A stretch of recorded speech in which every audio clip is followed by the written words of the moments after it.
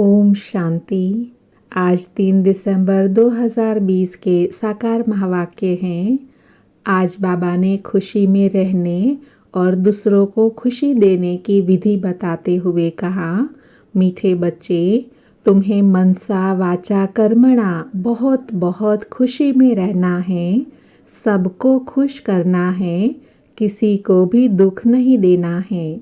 मीठे बच्चे, तुम्हें मनसा वाचा कर्मणा बहुत बहुत खुशी में रहना है, सबको खुश करना है, किसी को भी दुख नहीं देना है। आज मुरली में प्रश्न है, डबल अहिंसक बनने वाले बच्चों को कौन सा ध्यान रखना है? बाबा ने उत्तर दिया, उसमें 2 बातें बताई। उसमें पहला है, ध्यान रखना है कि ऐसी कोई वाचा मुख से न निकले जिससे किसी को भी दुख हो, क्योंकि वाचा से दुख देना भी हिंसा है। दूसरा है, हम देवता बनने वाले हैं, इसलिए चलन बहुत रॉयल हो, खान पान न बहुत ऊंचा न नीचा हो। आज मुरली में गीत हैं, निर्बल से लड़ाई बलवान की, ये कहानी है दिए और तूफान की। ओम शांति। मीठे मीठे सिक्के लधे बच्चों को बाप रोज़ रोज़ पहले समझाते हैं कि अपने को आत्मा समझ बैठो और बाप को याद करो। कहते हैं ना, अटेंशन प्लीज़, तो बाप कहते हैं एक तो अटेंशन दो बाप की तरफ। बाप कितना मीठा है, उनको कहा जाता है प्यार का सागर, ज्ञान का सागर। तुमको भी प्यारा बनना चाहिए। मनसा वाचा कर्मणा, हर बात में तुमको खुशी रहनी चाहिए, कोई को भी दुख नहीं देना है। बाप भी किसी को दुखी नहीं करते, बाप आए ही है सुखी करने। तुमको भी कोई प्रकार का किसी को दुख नहीं देना है, कोई भी ऐसा कर्म नहीं करना चाहिए, मनसा में भी नहीं आना चाहिए। परंतु यह अवस्था पिछाड़ी में होंगी, कुछ न कुछ कर्म इंद्रियों से भूल होती है।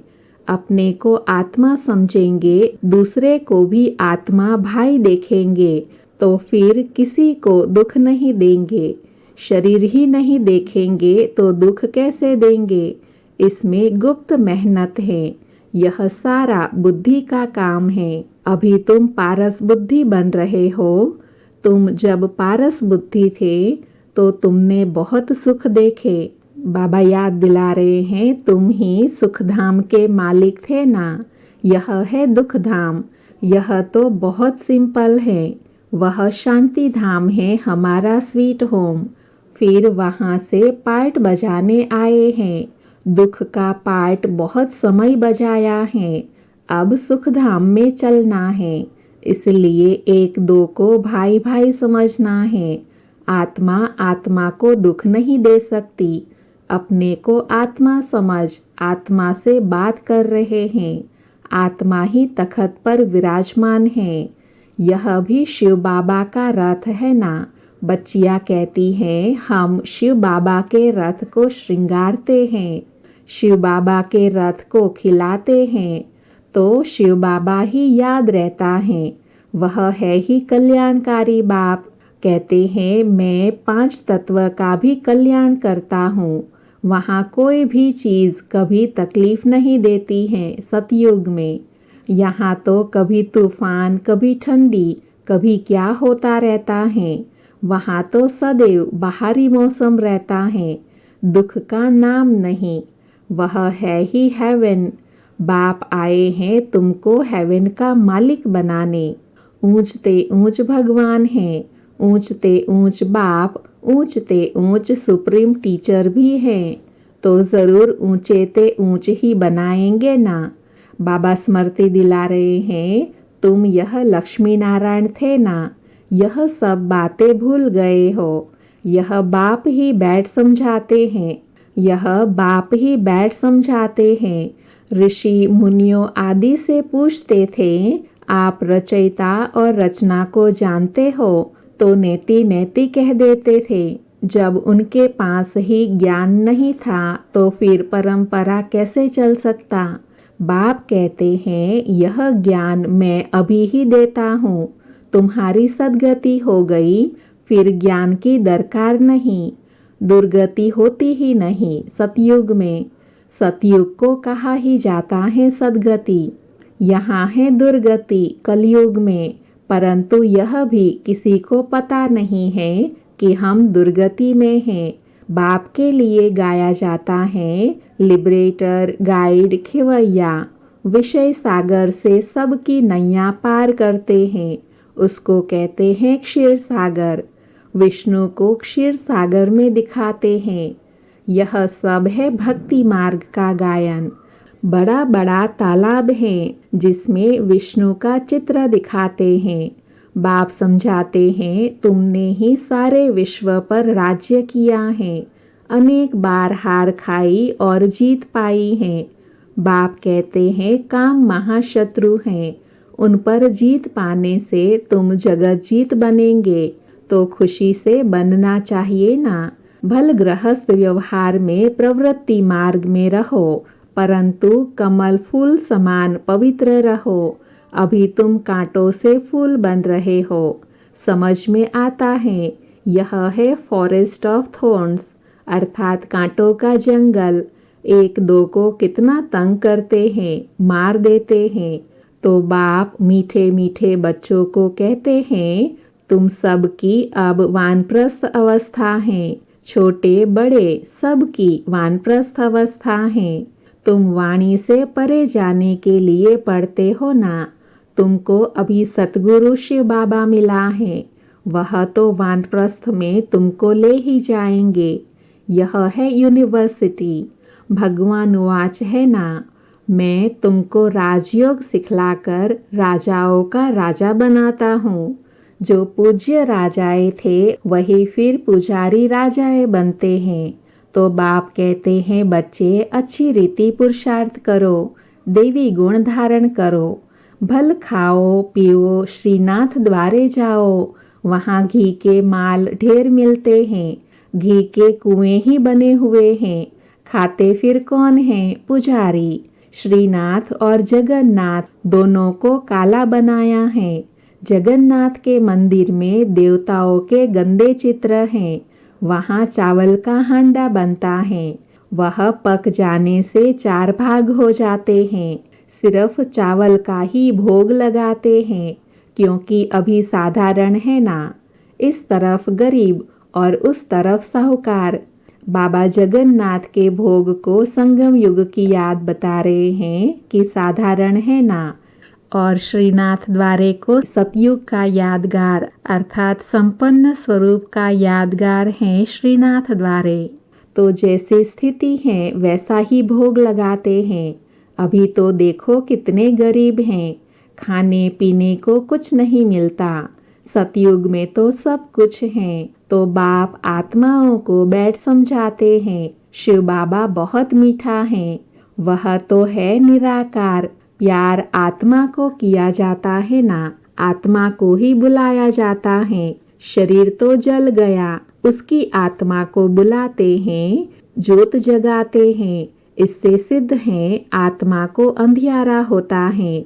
आत्मा है ही शरीर रहित, तो अंधियारे आदि की बात कैसे हो सकती? वहाँ यह बातें होती नहीं। यह सब है भक्ति मार्ग। बाप कितना अच्छी रीति समझाते हैं।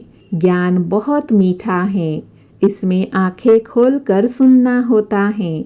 बाप को तो देखेंगे ना। तुम जानते हो शिव बाबा यहाँ विराजमान हैं ब्रह्मा बाबा के शरीर में, तो आंखें खोलकर बैठना चाहिए ना। बेहद के बाप को देखना चाहिए। आगे बच्चियाँ बाबा को देखने से ही ध्यान में चली जाती थी। आपस में भी बैठकर ध्यान में चले जाते थे। आंखें बंद और दौड़ती रहती थी। बाबा ट्रांस की बात कर रहे हैं। कमाल तो थी ना।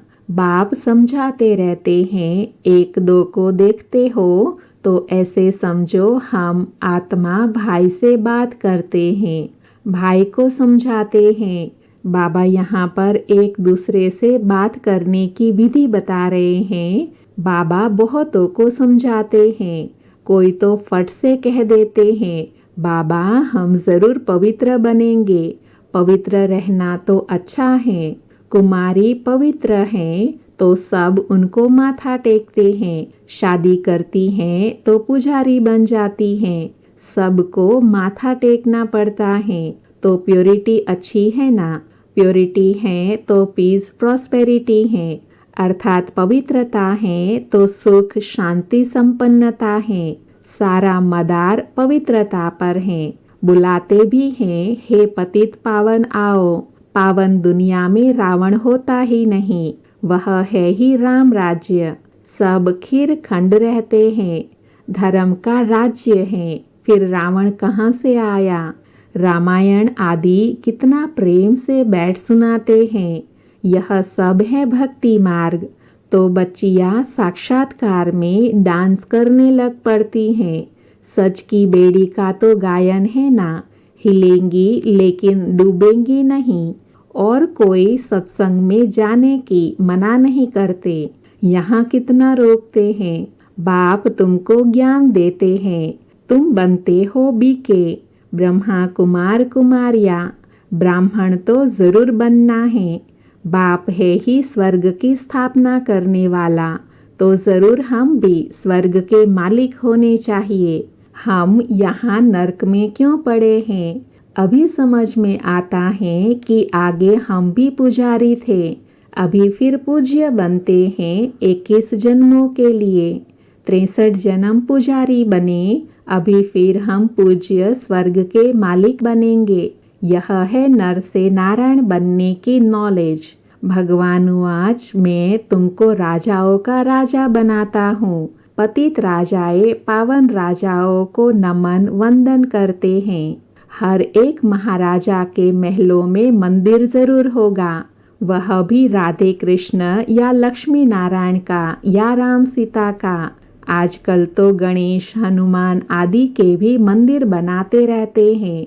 भक्ति मार्ग में कितनी अंधश्रद्धा है। अभी तुम समझते हो बरोबर हमने राजाई की, फिर वाम मार्ग में गिरते हैं। अब बाप समझाते हैं, तुम्हारा यह अंतिम जन्म है।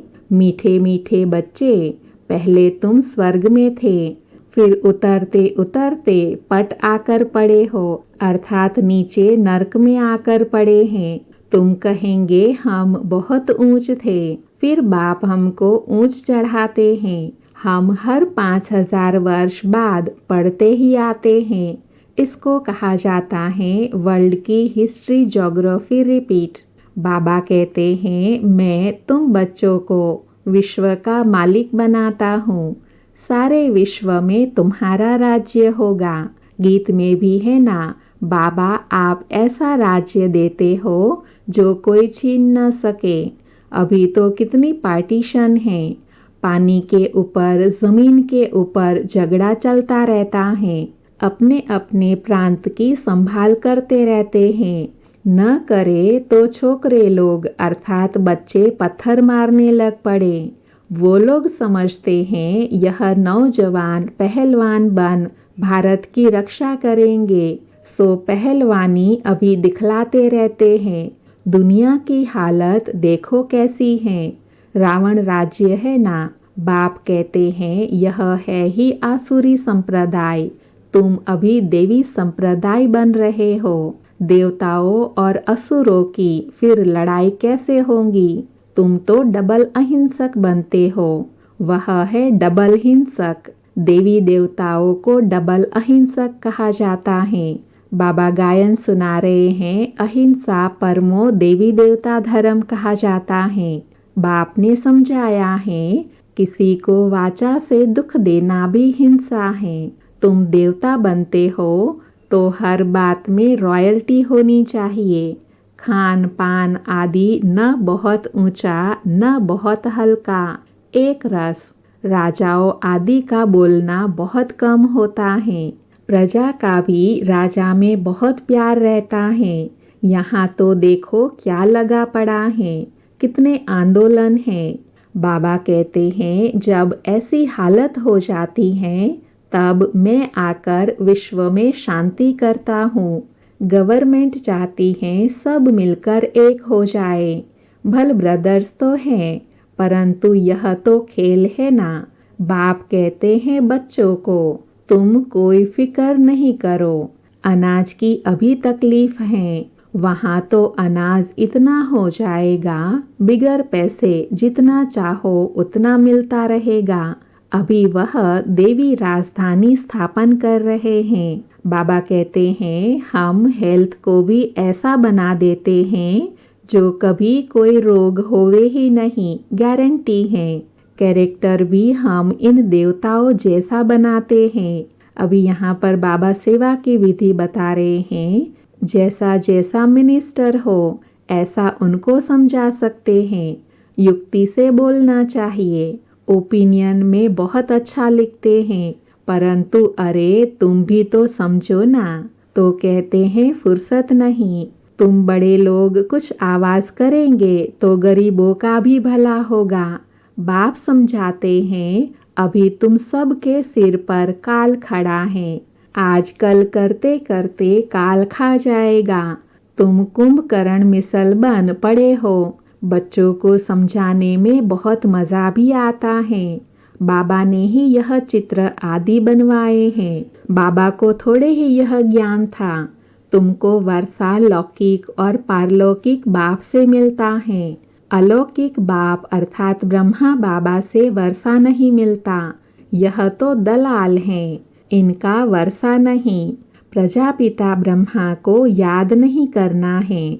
ब्रह्मा बाबा कह रहे हैं मेरे से तो तुमको कुछ भी नहीं मिलता है।